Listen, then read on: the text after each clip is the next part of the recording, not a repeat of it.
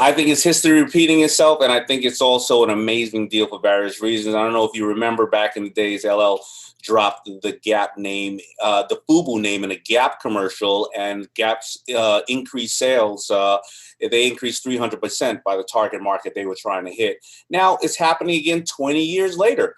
I think, and it's a real deal because Yeezy and Kanye has proven himself in the market already with the Yeezys. He does Yeezy Gap, which here's what he's going to do.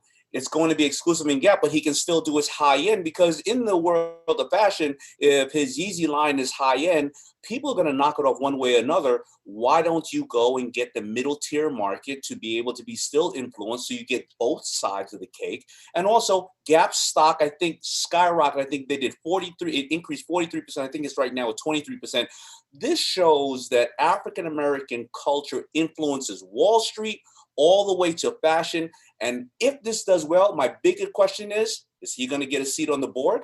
Like, are we going to start seeing substantial change? What is their theory over the next 10 years? Because if he does about 25% of business, that's a seat on the board. And I want to see more people like Kanye on the board so we don't have blackface and all that type of stuff coming out in brands that we all love and support. I can't tell you, I must have gotten 17 calls this week alone about, are you interested on being on our board?